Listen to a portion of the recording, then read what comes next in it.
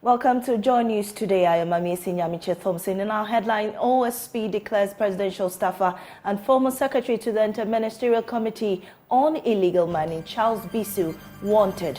We have details.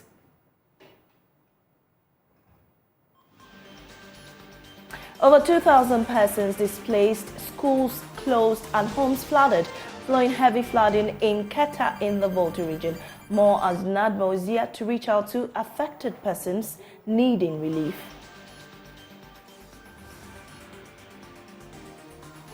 Also, the Wesley Girls Senior High School has made a triumphant return to the prestigious National Maths and Science Quiz after a resounding win in the regional qualifiers.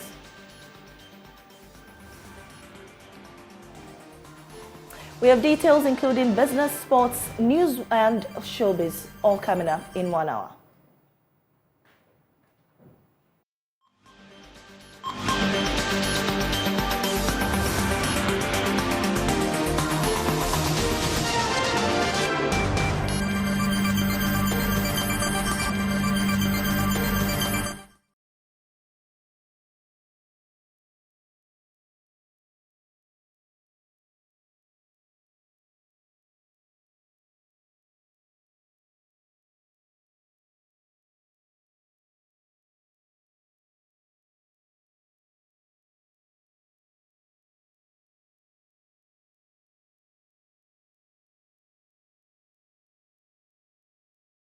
So in our first story, there's a manhunt for Secretary of Defined Interministerial Committee on Illegal Mining, Charles Bissue, for corruption and corruption-related offences. The Office of Special Prosecutor has officially caused a publication declaring him wanted.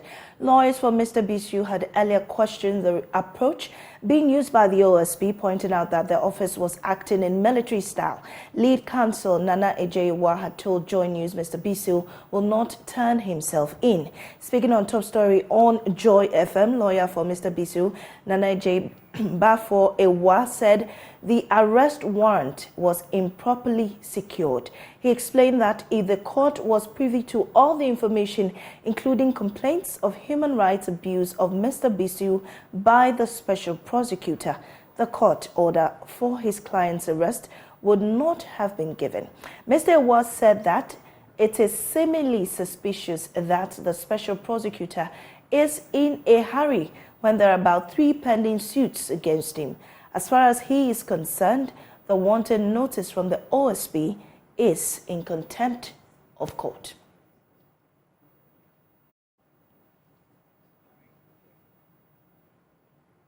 Now moving on, more than 2,000 residents who were affected by torrential rains in Keta over the weekend have yet to get assistance due to the flooding. Some basic schools have been closed. Bishop Herman College, Keta Business College and Keta Senior High are among the senior high schools that have been impacted. Meanwhile, those who have been affected have been encouraged to seek shelter with family in nearby areas. My colleague Ivy Setoji has more in the following report. The flooding started with small streams overflowing, seeping into the surrounding homes, schools and farmlands. The residents who had experienced such situations before tried their best to protect their homes and properties. Keta Business School at Vui and other basic schools in the Keta municipality, which are most affected, had to temporarily close down due to the flooding. The headmistress and the senior headmistress of Keta Business College spoke with Joy News on the situation. I'm Matilda Jotefe, the headmistress for Keta Business College. The rains for this year had caused a lot of damage to the school compound. As you can see around, the kitchen is hard hit by the rain because the whole place is flooded. Cooking cannot take place there. So they have to shift from the dining kitchen and come and cook in the dining hall. And they have displaced the students because of that. Students cannot use the dining hall.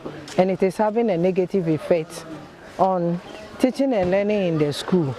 Now the dormitories, assessing the dormitories is very difficult because they have to walk through the flood before they enter the dormitory. It is very difficult for some of them who are not conversant with this particular situation. Some of them fear water. So even walking on the makeshift bridge to their dormitories is a problem for them. And some even end up falling into the water, especially my girls. So it's a problem that is negatively affecting the school.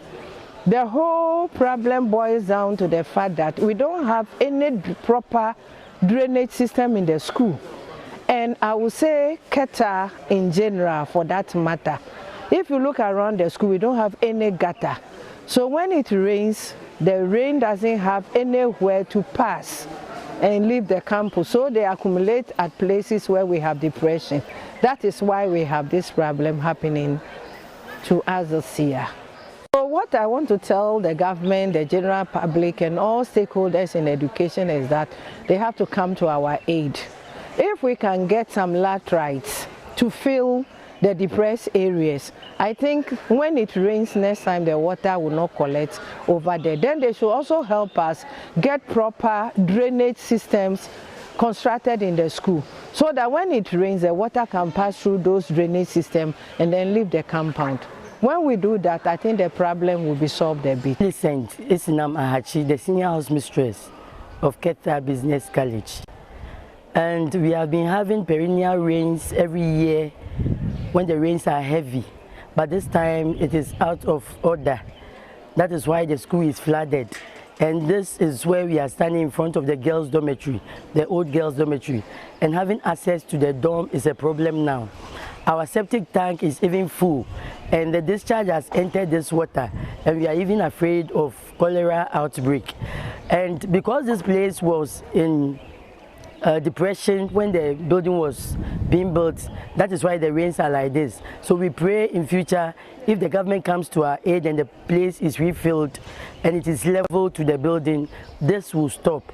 We will not be having this problem again. Thank you. A resident of Keta has also been speaking with Joy News. Student midwife of Keta NMTC. We are living in Keta, but please, we have been here for 3 years now. It has been raining, but we have never seen something like this before. This is the first time we are seeing a thing like this before. The rain started somewhere around 10 p.m. till this morning. We woke up and our mattresses were on the water, like our rooms, everything. You can even see the place very flooded. And we don't know how we are going to cope with this and going to school. Even on our way to school, it's so flooded that we don't know how to go to school. So please, come to our aid. We are really suffering. We are really suffering. You can see the house so flooded and we don't know how to do it. We are begging on people to come to our aid. Please. You can see this is our room. Our books are all soaked in water.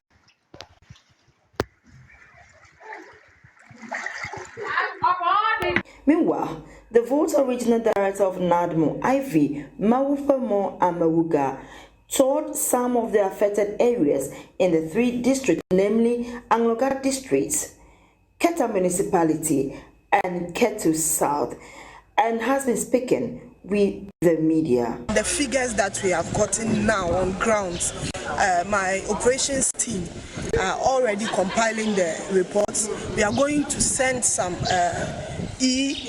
reports to the headquarters operation team even before we get to home from here. So hopefully I'll put in a request and then I'm hoping, because I've already informed the headquarters of what is happening on my way here. So definitely they are also on standby to get this report and then make some relief available. So definitely some little relief will be given to those who need them. Keta MC Emmanuel Gemega also toured some affected areas in the Keta municipality. Ivy Satoji for Joy News, Keta. Meanwhile, the Ketu South DC, Maxwell Lugudo, says the district assembly is dredging the lagoon in the area to create a passage for the flooded waters to recede. To create a path for the water to flow to the main lagoon, which we started doing some of the temporary roads. We realize that the water is now flowing to the main lagoon. Okay. So is that a permanent fix to this? No, unless the place is totally dry, we have identified some areas that we have to do a kind of dam that can contain the water. And apart from that, we have to do the dredging of the lagoon. Actually, the assembly, we have started that process. We went to see Water Resource Commission. They almost done. They came to the area for 3 times to assess the area. And they asked us to see EPH, which we almost done with the EPH. We're about to do the real dredging when the rain sets in. Moving on, the National Food Suppliers Association has postponed the buffer stock company this morning. The association had earlier indicated its intention to picket due to the government's failure to settle the over 2 years members owed. Now, the group has issued a 14-day ultimatum to the National Food Buffer Stock Company demanding payment of the arrears or face a series of picketing. But the association says the picketing has been put on hold. In a statement released a short while ago, the association said that their intended picketing at the premises of the National Food Buffer Stock Company on Tuesday, which is today, has been put on hold. That has become necessary due to the ongoing closed-door meetings with stakeholders to resolve the matter. The Public Relations Officer for the National Food Suppliers Association, Kweku Amedume, says the association called off the picketing because members have seen a different commitment on the part of government to pay them. He spoke to my colleague Samuel Kujobris on News Desk earlier.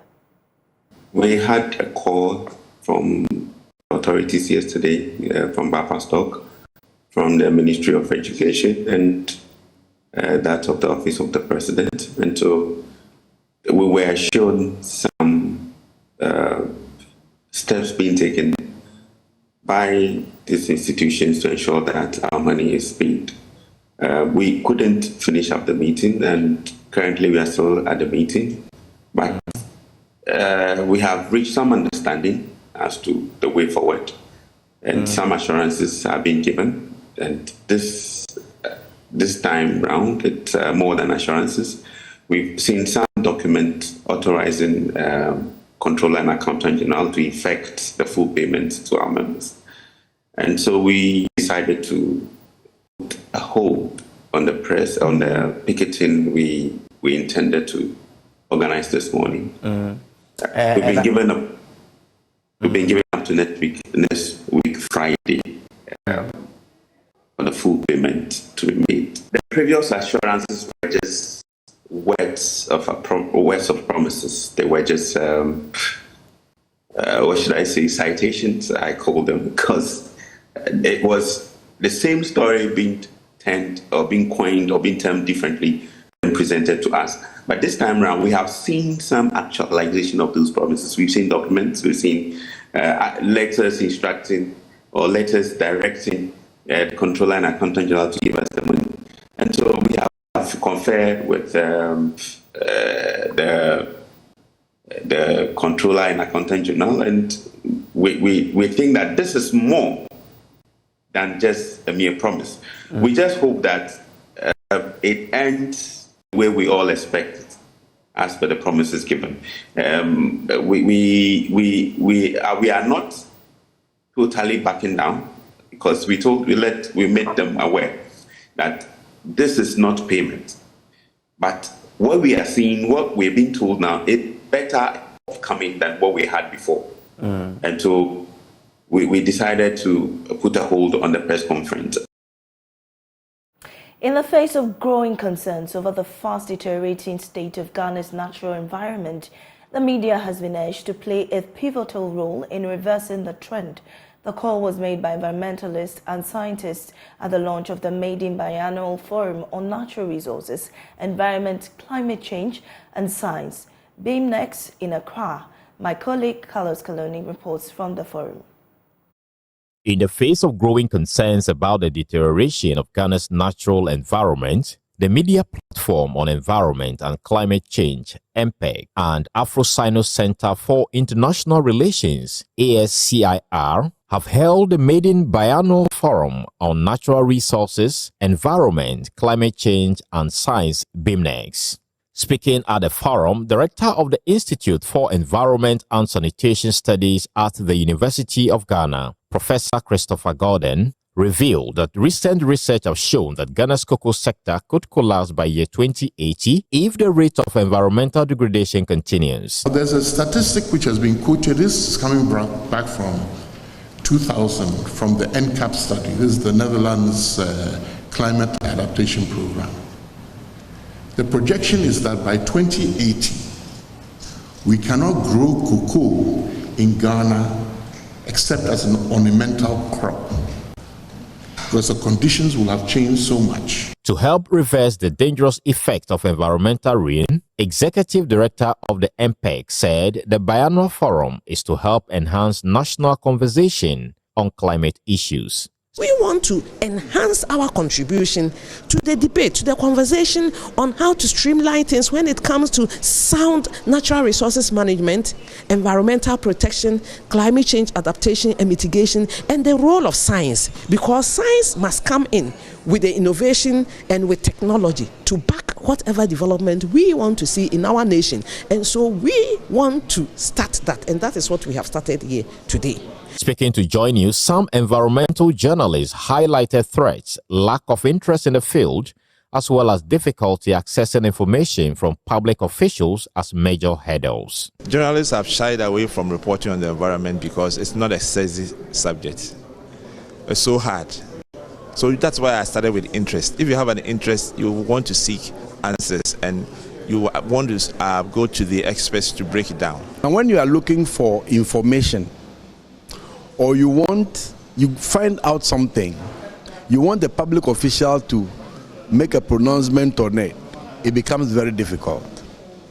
Then if you dare to go into areas where, whether it is large-scale mining or small-scale mining is taking place, you are putting your life on the line because people see you as trying to take their food out of their mouth. Professor from the University of Media, Art and Communication, UNIMAC, Modestus Fosu, charged media practitioners to remain ethical and strong-willed in the face of political intimidation on environmental reporting. That if you do your work sincerely with honesty, not with any biased mind, and you do so ethically, the intimidation should be something the journalist should be able to surmount. It's difficult, but I always encourage journalists to be strong, to be able to feel in their conscience that they are doing the right thing. And sometimes when things come up and people realize that you are just doing your job, and rather than that is the society or the sections of society, government, machinery and so on, that are intimidating you because of the good work you are doing, you have the public support. My name is Carlos Caloni for Joy News. Residents of Jako, a suburb of Tichimani in the Bono East region, are raising concerns over what they describe as feet dragging on the part of municipal authorities on the evacuation of a pile of refuse unattended to in the area. They are calling for its evacuation to avoid the outbreak of diseases. The residents say cholera and other communicable infections are imminent because of the insanitary conditions in the community, exposing the people to several health consequences. Correspondent Anas Sabit has more. The Sustainable Development Goal 6 speaks about ensuring access to water and sanitation for all. It talks about the need for us to have a clean environment so the people will stay healthy. However, the people of Mamprisla and a suburb of the Chiman in the Bono East region are lamenting the negative effects of insanitary conditions within the community. For the umpteenth time, we are here to tell this same story. City authorities, the last time we came here, responded swiftly by evacuating the heap of refuse then. However, a few months later, we've gone back to the same spot where we were before. The refuse has been dumped here, abandoned by authorities, and this is the level we've got into. We've been speaking with some community people on how this is affecting them in terms of their health, and sanitation.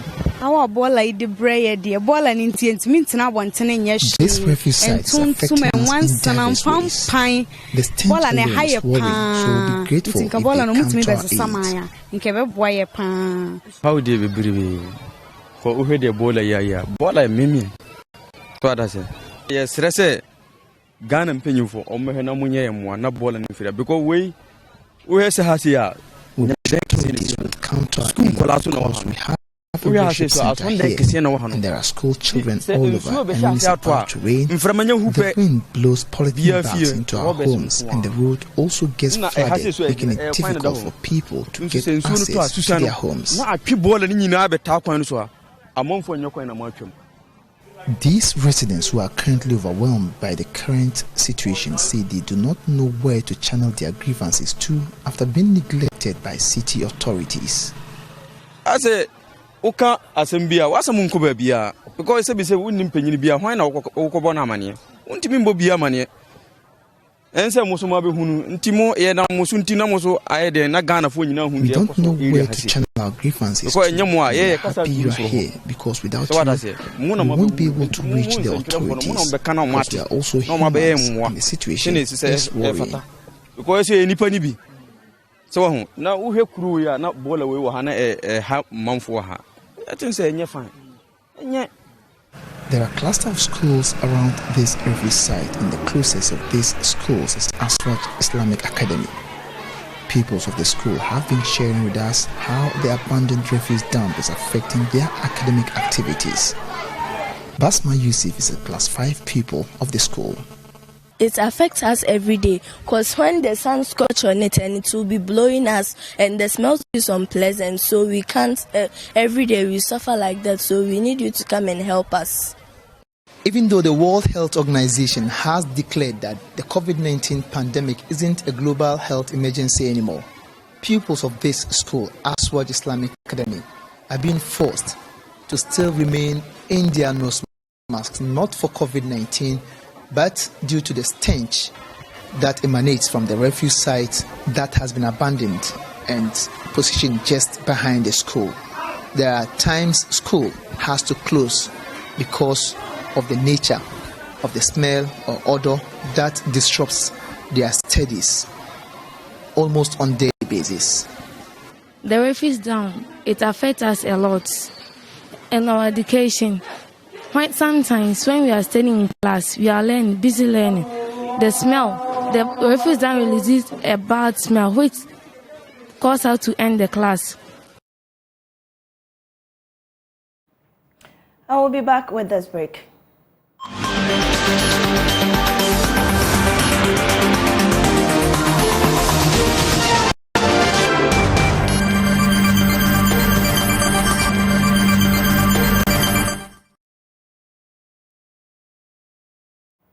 Welcome back. Now, there are more calls for an independent investigation into circumstances leading to the killing of 5 men in the Ghana Police by the Ghana Police Service assessed to be engaged in a gunfight. Our visit to the community has revealed some residents have fled over fears of reprisals from other members of the gang expected or suspected to be laggards.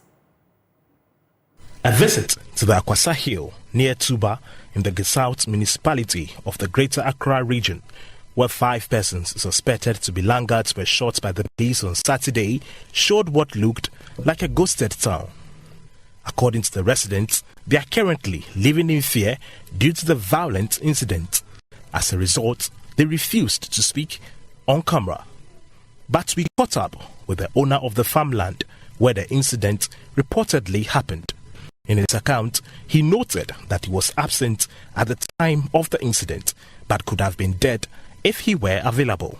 According to him, he is presently living in fear with his family, adding that the farm is his only source of livelihood, which has now become a reference point of the said violence. Speaking to the news team, he further indicated that the men who were killed were not laggards, as had been reported by the police, but are part of the traditional outfits in the area known in the local Ghana dialect as Asafwacheme.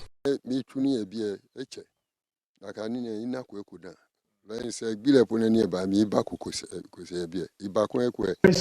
We are all terrified. We must deal with the challenges here and ensure it does not happen again. We must deal with the challenge here and ensure it does not happen again. This is my farm and it is my source of livelihood. It is a source of worry. It is a source of worry for me because we are now scared to come here.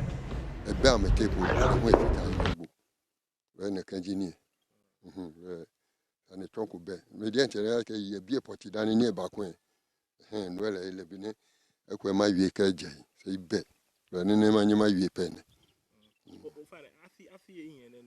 Me who a beer. Oh, you be starting who a beer 1997. I mean, who a beer. When he be in 1997. Who a beer. No, Nakunuka. David. She be an a hand or shake be. We should be danger. Should be. Still Nibopoy or bien. Me penny me who a beer. Me penny me who a beer. Okay. Well, me know your nagby. You know your care can have police. Be up for my way. Like a big shamo, a booty. What is some of everything? A booty. Ramofia should be. Penny my last and I can hear. Aqua could not use a can cook a happy da. Kajina can, or a few and or few down in 1 year. The canoe bannequin, when she go on your baby don't. Come up, Bellina, I'd be me a heque, Billy Banny Boque, Becca, Inga can be home by man now on Baquam and Mokobe. You know, a by now. Son, if you never yin. The entire neighborhood now looks clouded in fear, quietness, and terror, with no sign.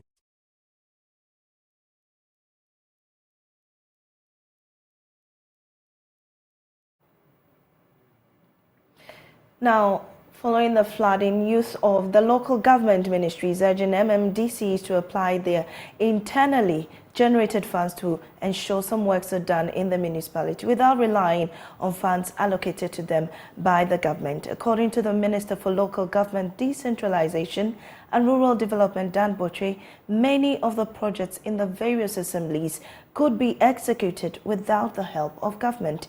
The minister has been visiting various beneficial metropolitan and municipal assemblies of the Greater Accra Region Resilient and Integrated Development Project to assess the progress of the ongoing desilting works in the assemblies. There's more on the report by Jacqueline and Soma Yeboah.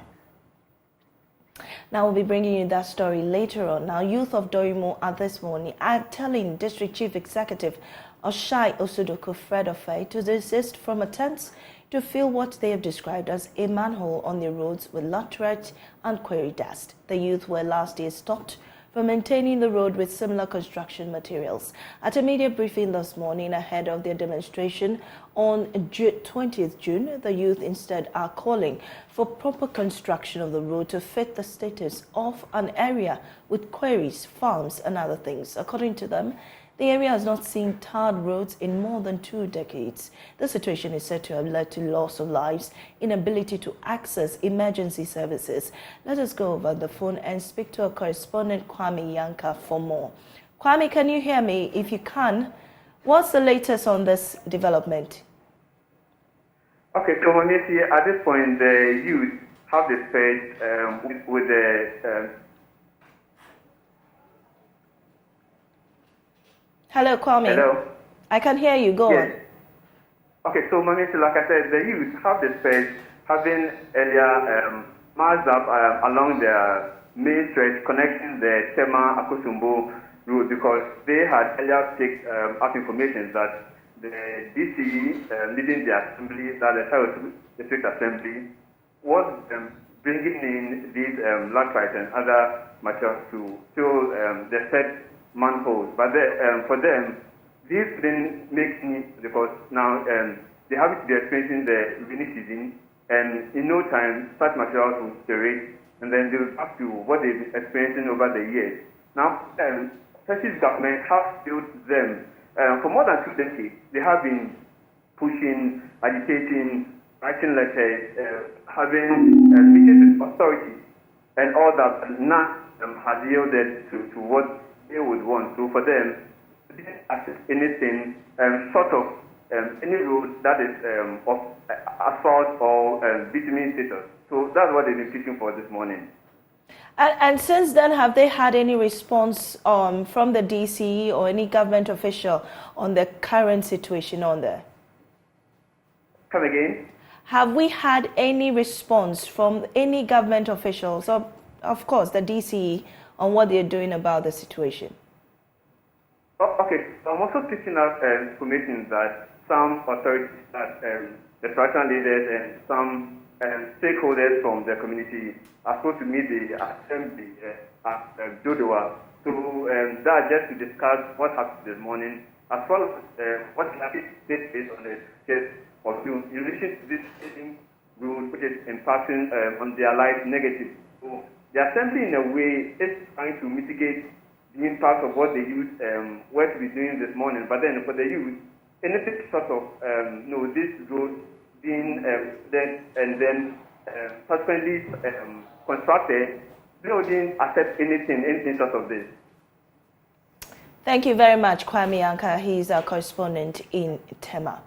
Now moving on, Wesley Girls Senior High School has made a triumphant return to the prestigious National Science and Math Quiz after a resounding win in the regional qualifiers.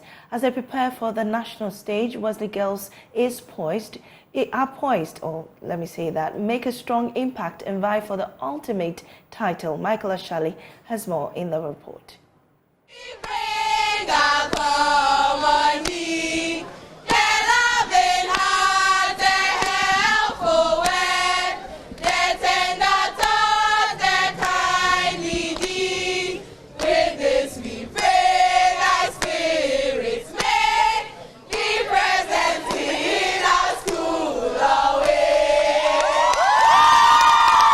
Yes, some noise from Wesley Girls, and they are making it again to the nationals. Last year, it was difficult for them, I say, when they were kicked out of the national contest. In 2022, they suffered defeat at the hands of Mauli Senior High School. Their journey to the finals had come to a sad end. Audome Senior High School and Wesley Girls High School.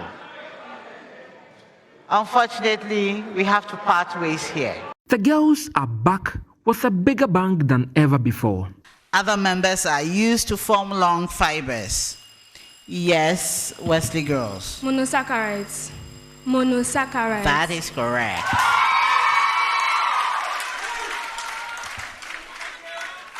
Particles responsible for most of the mass of an atom. Yes, Wesley Girls. Neutron. Neutron is correct.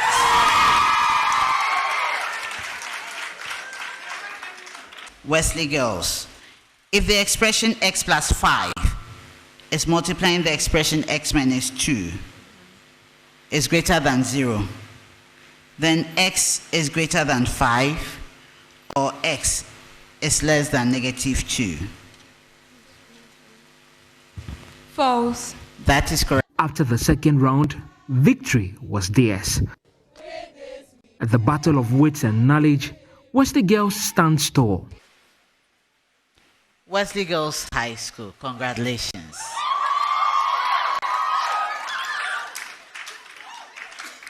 You won the contest. You really won the contest. With a margin of 39 points. You won the contest with 62 points.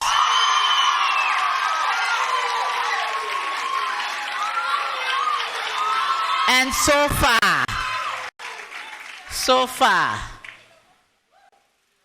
you are the highest scoring school.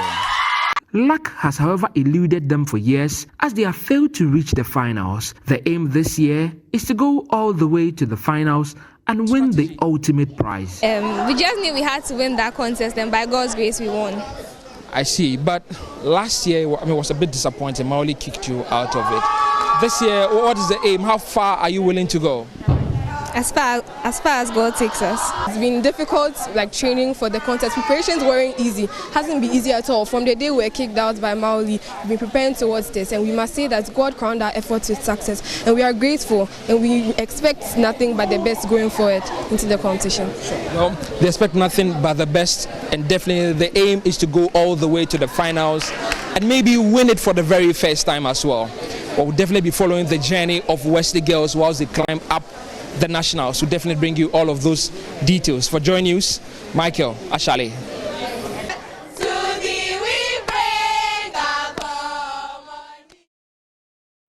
Well, congratulations to Wesley Girls High School. We'll take a break here. We'll be back with business.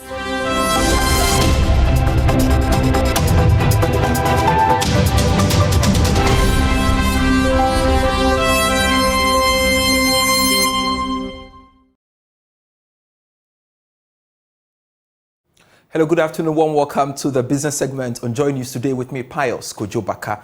Now, the Minister for Environment, Science, Technology and Innovation has underscored the importance of putting women central in energy transition issues for the eradication of poverty. According to Kweku Ifriyi, challenges associated with women empowerment can be overcome by exploiting energy opportunities.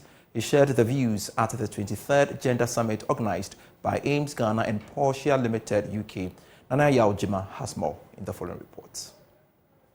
It is established that women are more likely to fall into energy poverty since they are the main users and producers of household energy. The 4th Gender Summit Africa explored Africa's energy transition and the Green New Deal with gender in focus. The high-level ministerial panel comprised policymakers in Africa and other parts of the world. Ghana's Environment Minister, Kweku Ifriyi, explained the role women play in the country's strategies in the area.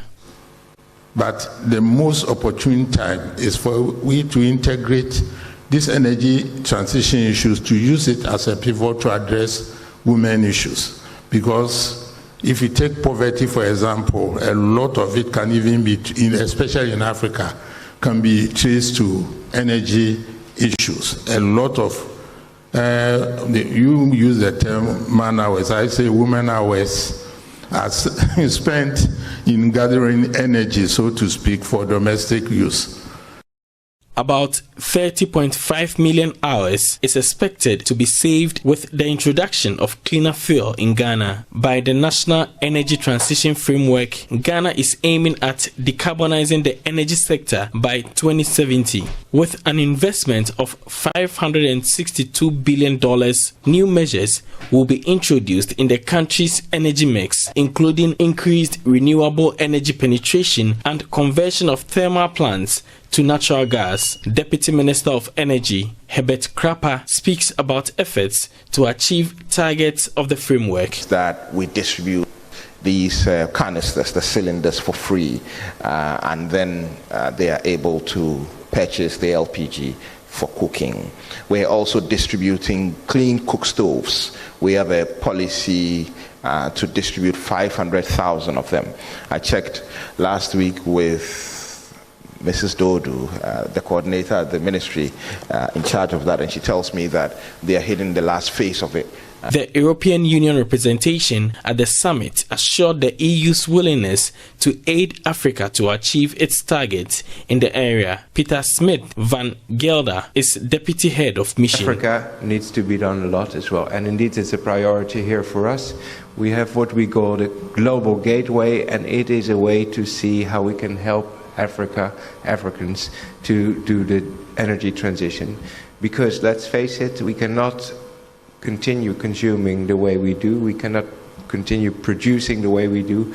The Economic Community of West African States and the Gender and Equity Unit at the Ministry of Energy and Petroleum in Senegal were represented. For Joy News, Nana Yaojima.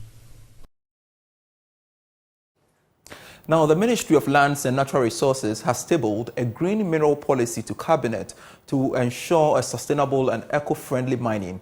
According to the Sector Minister Samuel Abujinapo, government is committed to protecting the environment from any harmful activity that would jeopardize the ecosystem. He spoke at the Ghana Mining and Energy Summit. Indeed, as at today, we have before Cabinet for its consideration a policy on the green minerals of our country, which hopefully will jettison the age-old exportation of raw minerals in favor of value addition.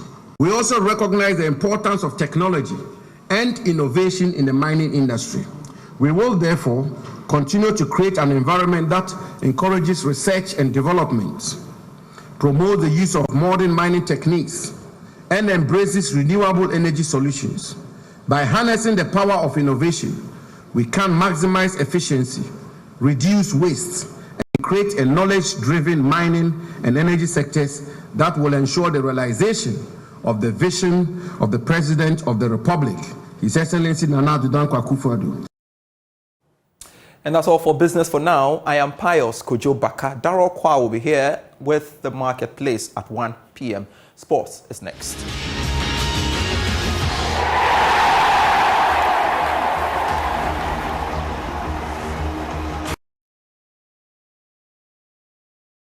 Let's do sports now on Joy News today with me, Muftau Nabila Abda. The Black Stars will hold a second training session today ahead of the African Cup of Nations 23 qualifier against Madagascar.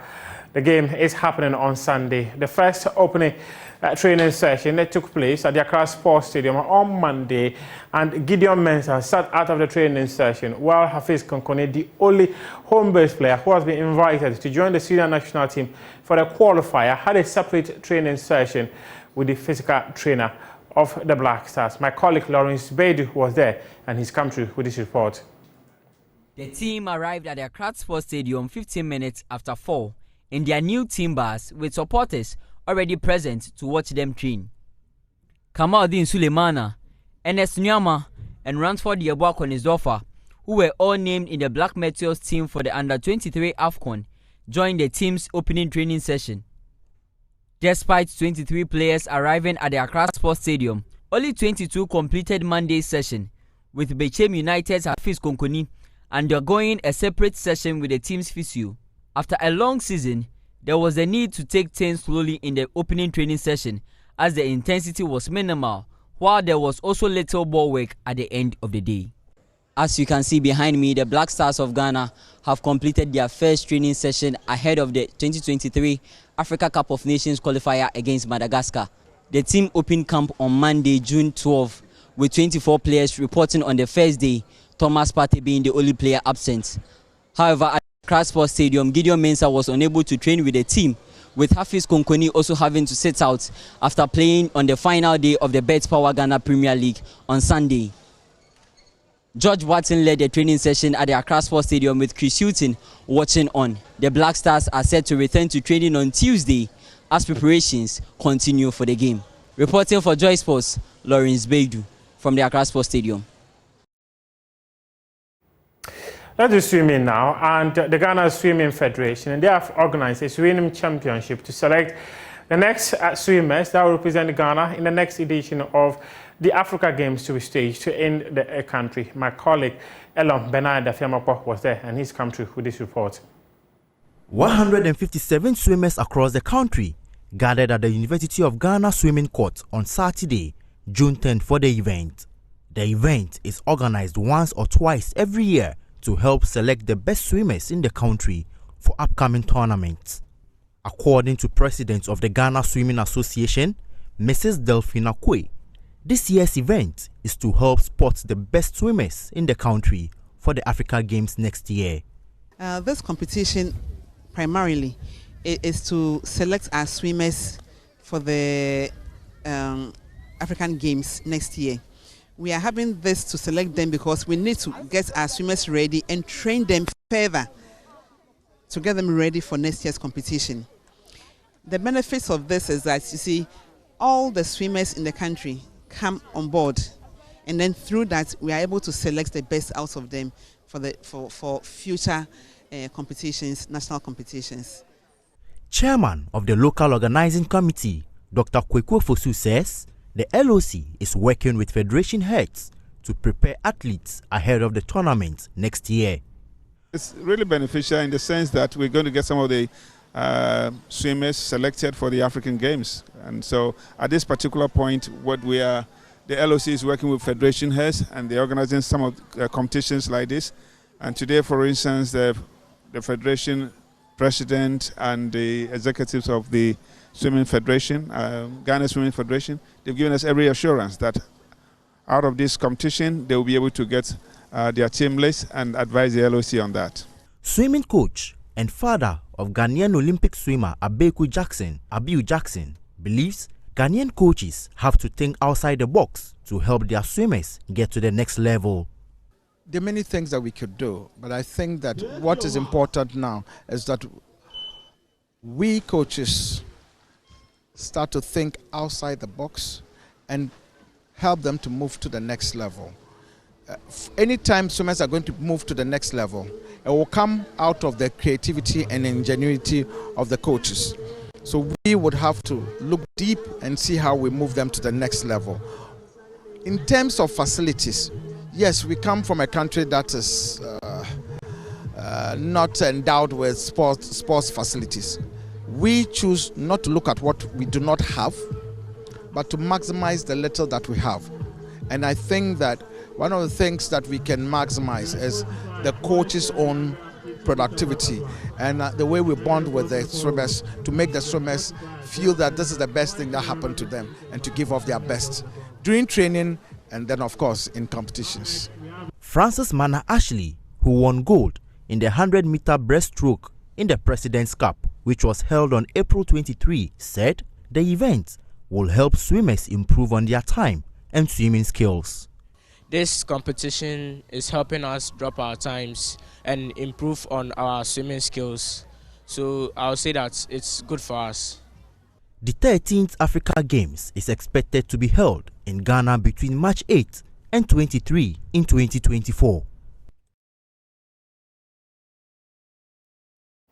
The Black Meteors, they have landed in Cairo to start preparations for the Africa Under-20 Cup of Nations that starts on June 24. Ghana will open its campaign on June 25, and we'll have details of what the team will be doing in Egypt and also their participation in the tournament. This is how we wrap up sports here on Joy News today with me, Muftau Nabila Abdullahi.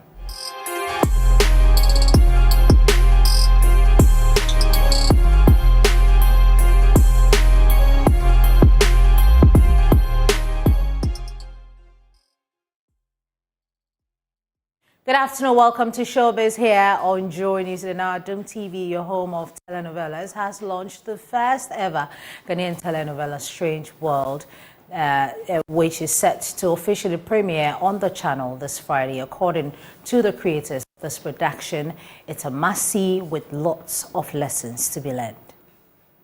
So he is a brain behind what you saw. He made sure that the executive production went on well and got all these people to Mo. Yes, sir. Congratulations. Thank you, sir. Challenged or fulfilled? Room for improvement. Room for improvement. Yeah. Everybody thinks it's beautiful, but I think that they call me a perfectionist, but I think that there's more that could be done. What actually prompted Strange World? Well, first off, the world is strange, number one, and then two, I saw too much content where there were Asians speaking tree or Mexicans speaking tree, and I thought that no, that didn't cut it for me. And how can we have such wealth of resources, i.e. talent, i.e. cameramen, like people who work behind the scenes, i.e. directors, i.e. script writers, and we still import stuff because of locations, because of suspense, because of good acting, and we have all of that here.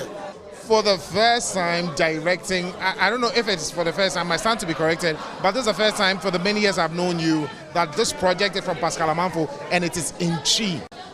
How was it like? Did you feel challenged when you were told that, yo, we're going to do this in Chi? No, because I love the language. People who know me from church know that you possibly can't go through a service if I don't do a song in Chi or what a song. I feel like there are things it's deeper, it's richer, and that goes to say for all our African languages. Away from that, the Guinness World Records on Tuesday officially updated their records to include Nigerian chef Hilda Bissue for breaking the longest cooking marathon by an individual from Thursday, May 11 to Monday, May 15. Hilda cooked over 100 pots of food during her 4-day kitchen stint. Although the chef had attempted to make the record's 100 hours, her final record was at 93 hours, 11 minutes. Well, on that note, we end Showbiz here on Joy News today. There's more Showbiz news in our subsequent bulletins. Good afternoon to you, Mamiesi. Good to see you here. Good to see you, Becky. And I'm so excited Hilda finally clinched that title. Yes. I am excited. What are you cooking? Well, I might not cook. I might sing.